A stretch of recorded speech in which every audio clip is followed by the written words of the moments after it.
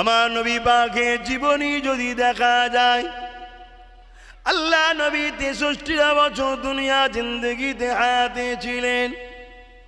ওই 63 বছর জিন্দগিতে এই পৃথিবীর অসভ্য মানুষগুলোকে সভ্য মানুষ বানাবার জন্যে, এই পৃথিবীর অরাজকতাকে কাটিয়ে দিয়ে সাম্য শান্তির সমাজ গড়ার জন্যে, এই পৃথিবীতে হিংসা রাজনীতিকে বন্ধ করে দিয়ে ভ্রাতৃত্ব আমাদের সমাজ গড়ার জন্যে আল্লাহ নবী জিন্দগিটা কত কষ্ট করেছে।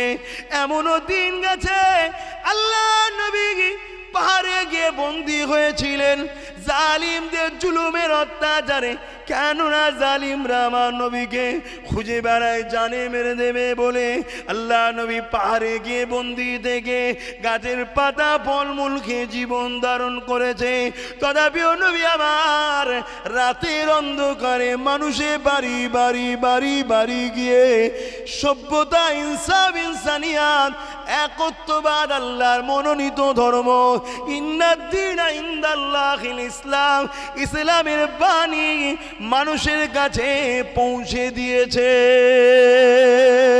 আরো জোরে বলুন সুবহান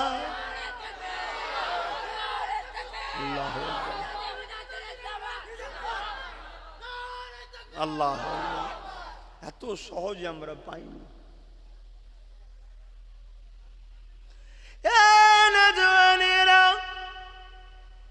ইসলামের স্টাইলে রোজা করুন, ইসলামের স্টাইলে ইফতার করুন, ইসলামের স্টাইলে ঈদ করুন।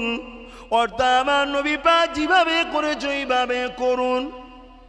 আল্লাহ নবী সুন্দর করে নতুন কাপড় পরে নিয়ে গোসল করে এমন করে নবী আবার সেজে গুজে সুন্দর করে ঈদগাহে দিয়ে যেতে, ফাঁকা জায়গায় চলে গিয়ে সাহাবারাও সেজে গুজে ওই জায়গাতে কাতার দিয়ে সে বসে যেতেন।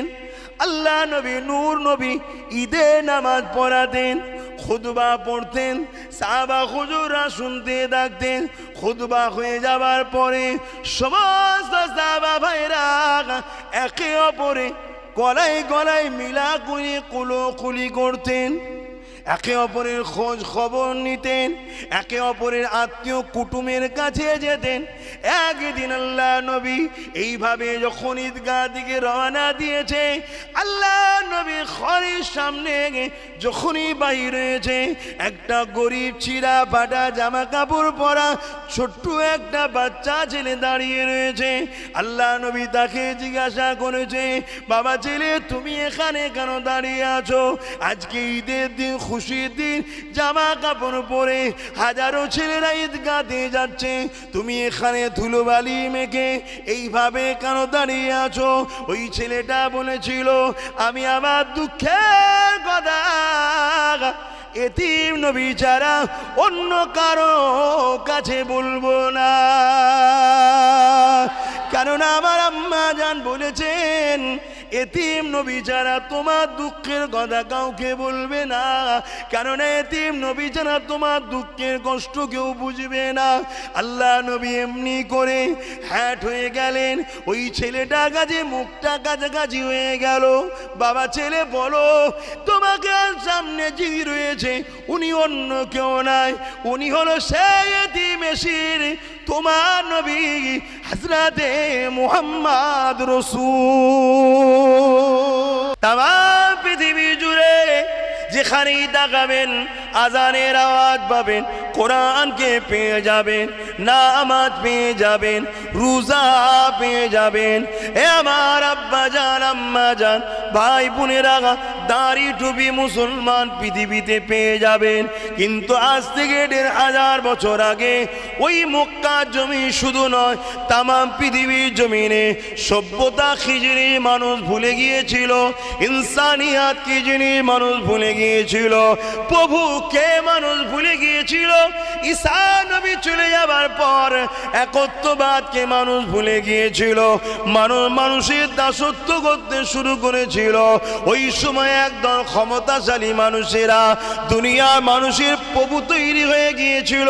পৃথিবীর জমিনে অন্যায় অত্যাচারের সাম্রাজ্য তৈরি হয়েছিল। এই সাম্রাজ্যকে মিটিয়ে দিয়ে পৃথিবীর জমিনে শান্তি, সভ্যতা, একত্ববাদের বিশ্বাস, আজান, মসজিদ, নামাজ, রোজা, ঈদ এত সহজে হয়নি। আল্লাহ নবীর জিন্দেগিটা দেখলে পাওয়া যায় কতটা কষ্ট করার পর পৃথিবীর জমিনে এই নাই সত্যটা জেগেছে। আমার নবী পাকের জীবনী দেখলে পাওয়া যাবে।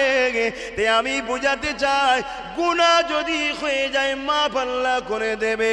নবীর দিনে যদি গাছের একটা পাতা তুমি ছিঁড়ে ফেলো, জেনে রেখে দিও তোমার নাজাতের চান্স নাই।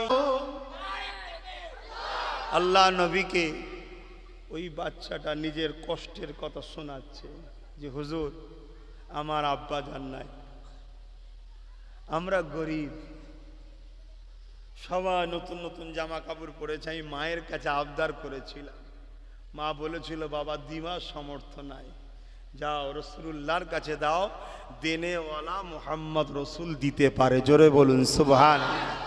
আমার নবী দিতে পারে না? পারে না? জোরে বলুন। হ্যাঁ, দুটো রকম দেনেওয়ালা, একটা আল্লাহ দিওয়া, একটা রসুল দিওয়া।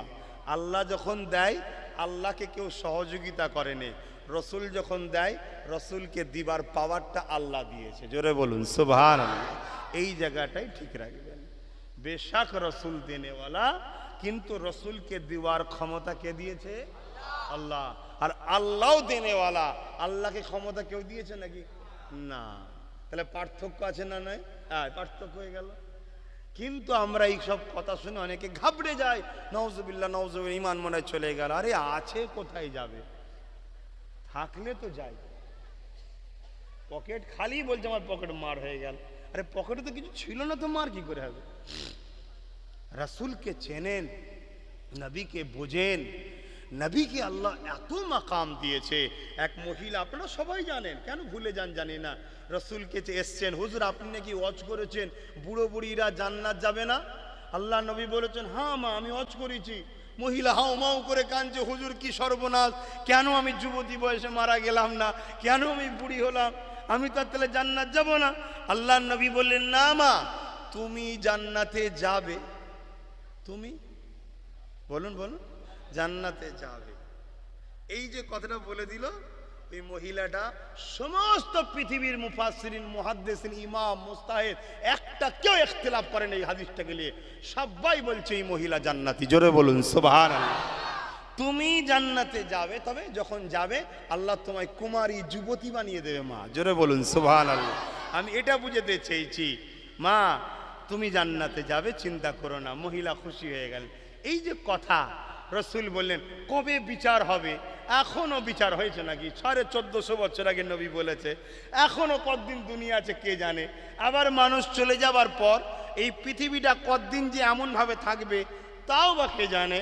তারপরে ময়দানে মাশর হবে, কানা মিকদারু 50 আলফা সানাতিন, 50,000 বছরের একটা দিন হবে। তারপরে বিচার হবে। এত আগে নবী বলে দিলেন মা তুমি জান্নাতে যাবে। মুখ নবীর কথা ছিল আল্লাহর। জোরে বলুন সুবহানাল্লাহ। ওই মুখটাকে আল্লাহ এমন ভাবে তৈরি করেছে, ওই মুখটাতে যেটা বলে কামলিওয়ালার কথাকে আল্লাহ কবুল করে। জোরে বলুন সুবহানাল্লাহ। হ্যাঁ হ্যাঁ, নেতাকে মানার মতো মানো। নেতা মানি আর নেতার খুদ ধরি, নেতা কি খুশি হয়? বলুন না, আপনি ইমাম সাহেব, আপনি মৌলানা সাহেব, আমি হুজুর সাহেব, উনি শায়েখ সাহেব, উনি আমির সাহেব, বিভিন্ন ভাষায় ডাকা হয়। সব কিছুর মূল একটা, ইসলামের রাস্তা যারা দেখায়। কথা বুঝে আসছে? যদি আপনি যাকে শিক্ষক, আপনার ছাত্র যদি আপনার খুঁত ধরে, আপনার কি ভালো লাগবে? আপনি বলেন এই বিয়াদব ছেলে শুধু খুঁত ধরছে, তাই না? তাহলে আমার রসুলকে আমরা মানি বলি, অথচ খুঁত ধরছি। দুনিয়ায় এত কিছু হচ্ছে, কোনো জিনিসের খুদ নাই, ভেজালে দুনিয়া ভরে গেল, গ্যাসের জ্বালায় মানুষ মরে গেল। ওই গ্যাস কথা বলছি না যেটা 1200 টাকা হয়ে গেছে, ওটার কথা বলছি না। ওটা বললে তো আবার সাহেব খেপে যাবে, খবর পেয়ে গেলে, বুঝতে পারছেন না? ও সাহেব খেপে যাবে, কোথা নিয়ে যাবে, কি করে দেবে, বিপদ হয়ে যাবে, ধরে ধরে মেরে দিচ্ছে যাকে তাকে, বুঝতে পারছেন না? ও গ্যাসের কথা বলছি না, পেটের গ্যাস। খাদ্যর জ্বালায় পেটে গ্যাস হচ্ছে না, হয়নি, ভেজাল খাদ্যর জন্য। এইসব নিয়ে এত টেনশন নেই, রসুলের শান মর্যাদা বাড়লেই টেনশন। কেন কেন? আল্লাহ যাকে না বানালে কোনো কিছু বানাতেন না। আল্লাহ যা খাতিরে কায়নাতকে তৈরি করেছেন, আল্লাহ যার জন্য কুল কায়নাতকে বানিয়েছেন, আল্লাহ যাকে হাবিবুল্লাহ লাকাব দিয়েছেন, আল্লাহ যাকে তিনার দিদার দিয়ে ধন্য করে দিয়েছেন, আল্লাহ জিনাকে নিজের মেহমান বানিয়ে নিয়ে গেছে। এ যুবকেরা, তরুণেরা, বাপেরা, যে নবী পাকের শান মর্যাদা সম্বন্ধে আল্লাহ পাক জানিয়ে দিয়েছে, তোমাদের কথার আওয়াজটা যদি আমার হাবিবের কথার আওয়াজের উপরে চলে যায়, আমি আল্লাহ তোমাদের আমলগুলোকে বরবাদ করে দেবো। যে নবী পাকের দরবারে সম্মান আল্লাহ এত দিয়েছে, আমার নবী পাক যখন সাহাবাদেরকে দাওয়াতটা করত, সাহাবারা আমার নবী পাকের দরবারে যেতে, আল্লাহ নবীর দরবারে মেহমানদারি হয়ে যেত।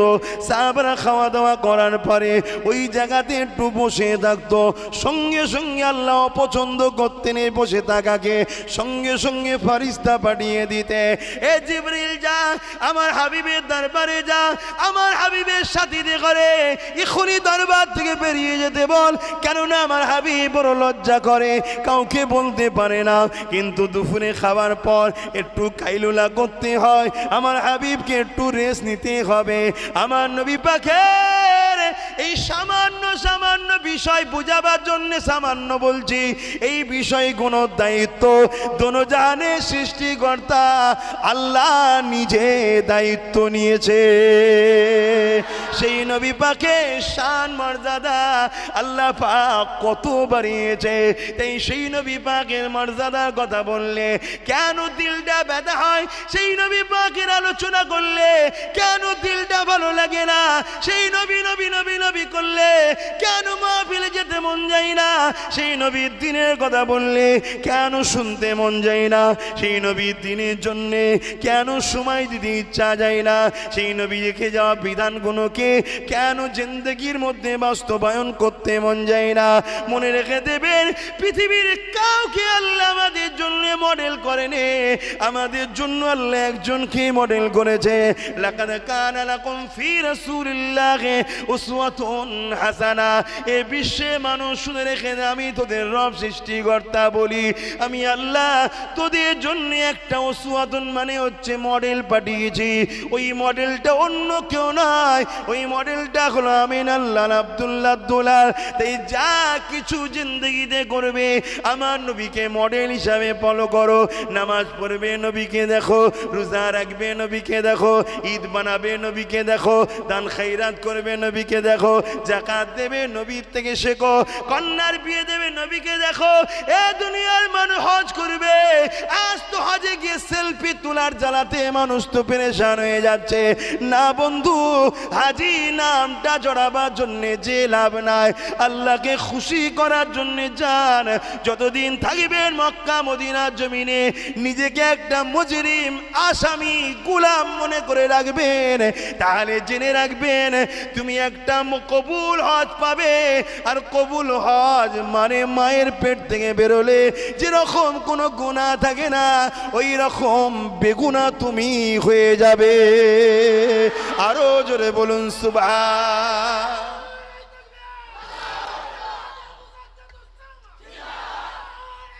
আল্লাহ,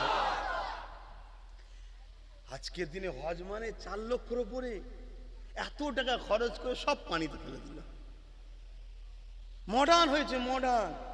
পৃথিবীর বুকে একটাই ধর্ম আমি মনে করি, আমার ধর্ম সব থেকে সর্বকালে সর্বশ্রেষ্ঠ মডার্ন ধর্মর নাম হল ইসলাম। জোরে বলুন সুবহানাল্লাহ।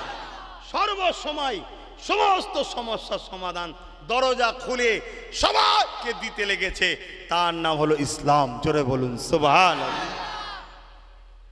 কিন্তু সেই ঘরের ছেলে নিজের ধর্ম ছেড়ে দিয়ে এদিকে ছুটছে, ওদিকে ছুটছে, সেদিকে ছুটছে। বোঝার চেষ্টা করেন আমার ভাইরা, আমার আব্বা জানেরা, আমি আপনাদের কারো কাছে ছেলের মতো বয়সী, আমি জ্ঞান আপনাদের দিচ্ছি না আব্বা, শুধু ধরিয়ে দিচ্ছি। জাবানার মুজাদ্দেদের আওলাদ বলে সম্মান করেন, নবী বংশের বাচ্চা বলে সম্মান করেন, তাই ধরিয়ে দিচ্ছি, শুধু ধরিয়ে দিচ্ছি। একটু ভাবেন, অনেক কষ্টের পর এই ইসলামকে আমরা পেয়েছি, অনেক কষ্টের পর এই ইসলামকে আমরা পেয়েছি। আমার ঈসা নবী চলে যাবার পর, ঈসা নবী চলে যাবার পর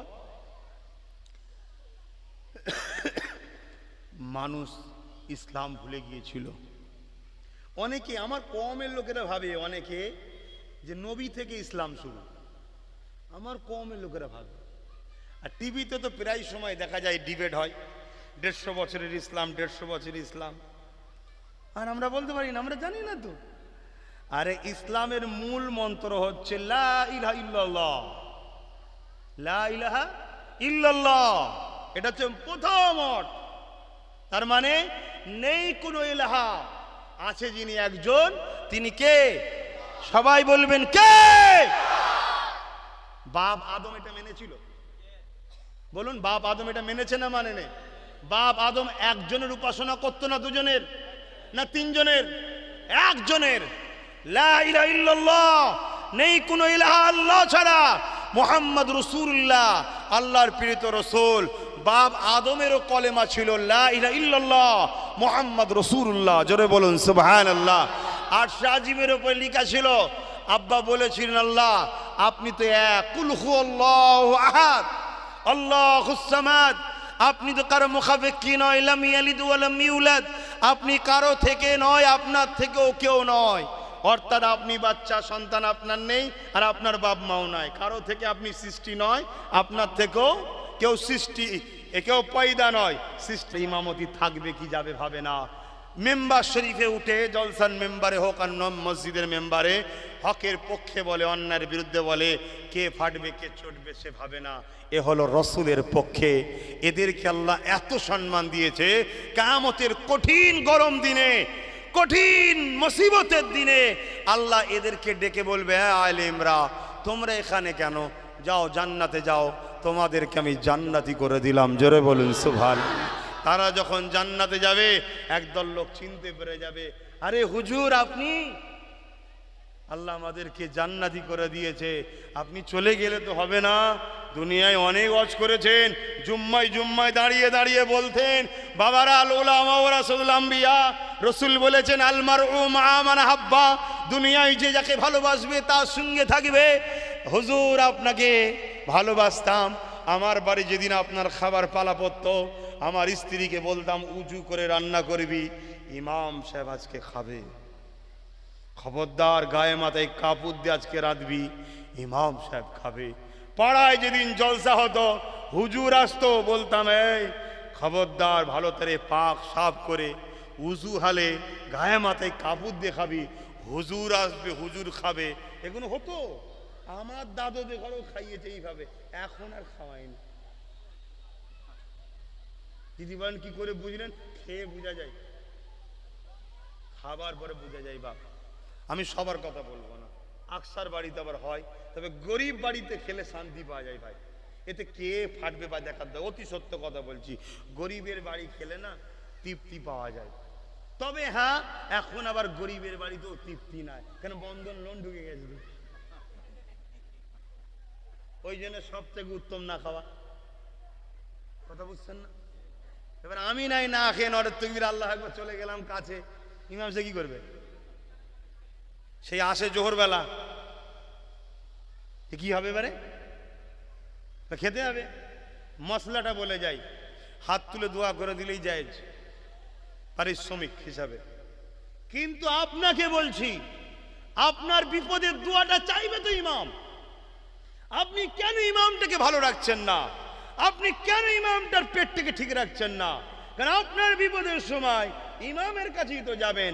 হঠাৎ করে বাচ্চার জ্বর 104, ডাক্তার কখন আসবে পরের কথা, জলদি করে যা ইমাম সাহেবকে বল একটু পানি পড়ে দিয়ে। বিশ্বাস করেন তো নাকি? এই বিশ্বাস করেন তো? ইমাম সাহেব কি পড়ছে? সূরা ফাতিহা পড়ছে। যা ইমাম সাহেবকে যদি সুদের মাল খেয়ে রাখেন, ইমাম জানে না কিন্তু আপনি সুদ খান, সেই পয়সা রান্না করে খেয়েছেন, ওই ফুঁই আর কাজ হবে? ইমামটাকে ঠিক রাখা দরকার ছিল তো আপনাদের। ইমামের দোষ নেই, ইমাম ছাড়া পাবে। ইমামের মসলাই ছাড় আছে, কেন? সে নাচার, সে দোয়া করে দিলে মসলাই জায়েজ পারিশ্রমিক হিসাবে, কিন্তু আপনার ফায়দা তো হলো না। ইমামটাকে ঠিক রাখুন।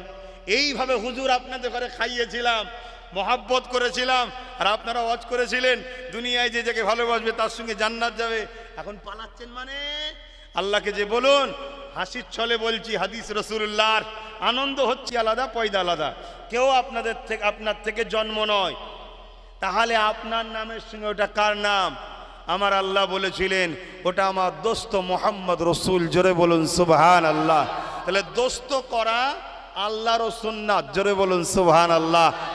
কিন্তু আল্লাহর দোস্তর মতো পৃথিবীতে দ্বিতীয় কেউ দোস্ত পাবে? জোরে বলুন, পাবে না। তবে হ্যাঁ, আল্লাহর দোস্তর সঙ্গে গোলামি সম্পর্কটা রাখো।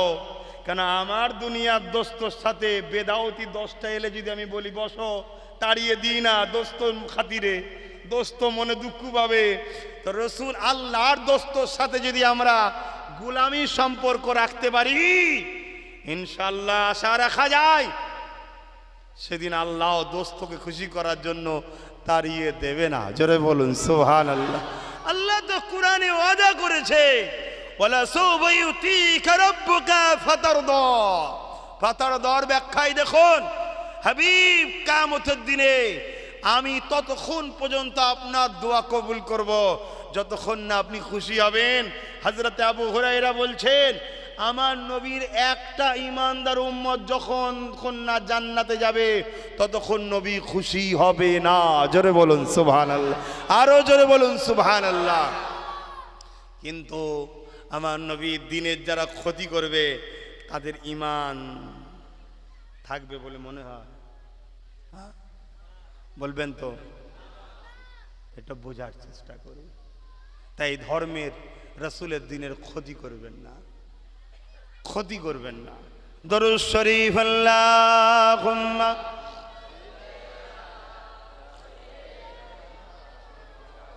আপনার বাচ্চা যদি পুলিশ হয়, ওই পুলিশ কখনো ঘুষ খাবে না। আপনার বাচ্চা যদি ডাক্তার হয়, কোনো রুগীর সঙ্গে ধোঁকা দেবে না। আপনার বাচ্চা যদি নেতা হয়, প্রজাদের মালকে আত্মসাৎ করবে না। যাই হোক না কেন, আপনার বাচ্চা যদি মুহাম্মাদের গোলাম হয়, ওই বাচ্চার কাছে শুধু আপনি নিরাপত্তা নয়, এই দুনিয়ায় বাচ্চার কাছে নিরাপদ থাকবে। আরো জোরে বলুন সুবহান। তাহলে আলেম, হাফেজ, ইমামদের কাছে কি সমাজ নিরাপদ নয়? বলুন বলুন। কেন? এটা তো নবীর ওয়ারিস। আবার বলবো, আলেমদের মধ্যে দুটো দিক আছে, একটা হলো ওয়ারাসাতুল আম্বিয়া, আর একটা হলো শয়তানের ওয়ারিস। অর্থাৎ এলেম শিখেছে, আল্লাহ তাকে এলেম দিয়েছে, কিন্তু আল্লাহ ভুলে গিয়ে দুনিয়ার লোভ লালসায় সে দুনিয়ায় দাড়ির সঙ্গে মিশে অন্যায় দেখে, চোখে পট্টি দিয়ে বসে থাকে, কেন আমারটা পেয়ে গেলে আমি চলে যাব। আবার একদল আলেম আছে, ভাঙা খুঁটরি বাড়ি, ঈদের সময় স্ত্রীকে কাপড় দিতে পারে না, বাচ্চাদের দায় নিজেরও হয় না, কিন্তু মেম্বারে খুতবা দিতে উঠে সুদের বিরুদ্ধে বলে, ঘুষের বিরুদ্ধে বলে, জেনার বিরুদ্ধে বলে, ব্যভিচারীর বিরুদ্ধে বলে। এক কথায় কুনতুম খায়রা উম্মাতিন উখরিজাত লিন-নাস তা'মুরুনা বিল মা'রুফ ওয়া তানহাউনা আনিল মুনকার। ন্যায়ের পক্ষে বলে, অন্যায়ের বিরুদ্ধে বলে। এতে আমার আল্লাহর নবী এ দিনকে আমাদের কাছে রেখে গেছে। আমার আম্মা জানেরা, বোনেরা, এই পৃথিবীর জমিনে নারীদের কোনো অধিকার ছিল না। এই পৃথিবীর জমিনে নারীদেরকে বড় অপমান করা হতো। এই পৃথিবীর জমিনে নারী সন্তান জন্ম হলে তাদেরকে জেন্ত পুঁতে দেওয়া হতো। এই পৃথিবীর জমিনে নিজের বাপেরাই কন্যা দিওকে হত্যা করে দিত। এ আমার আম্মা জানেরা, এ আমার বোনেরা, এ আমার মায়েরা, বেটিরা, এই পৃথিবীর জমিনে নারীদের কোনো মর্যাদা ছিল না।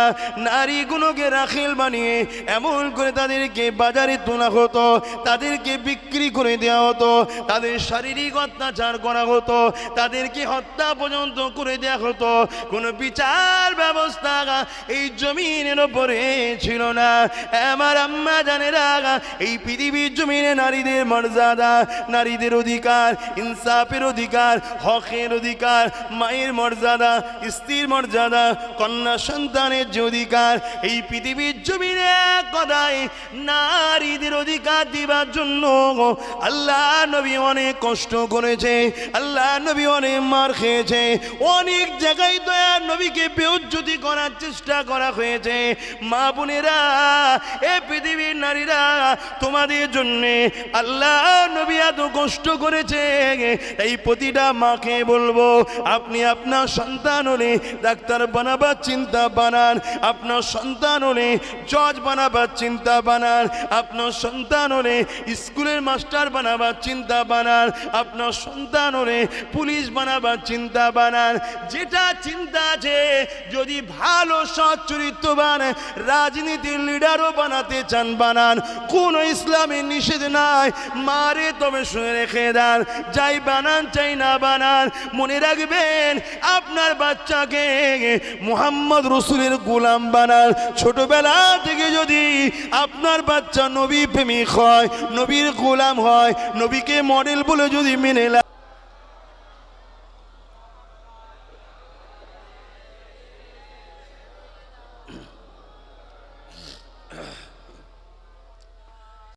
রাতের আধারে যারা সেজদাতে রয়, দু চোখের রসতে নদী যেন বয়। রাতের আধারে যারা সেজদাতে রয়, দু চোখের রসতে নদী যেন বয়। ছলনার হাতছানি যত আসুক, ছলনার হাতছানি যত আসুক, পিছনে ফিরো তাকাই না। যাদের হৃদয়ে আছে আল্লাহর ভয়, তারা কভু নবী ভুলে যায় না। যাদের হৃদয়ে আছে আল্লাহর ভয়, তারা কবু নবী ভুলে যায় না। আল্লাহর প্রেম ছাড়া এই দুনিয়ায় কারো কাছে কোনো কিছু চাই না। আল্লাহুম্মা সাল্লি আলা।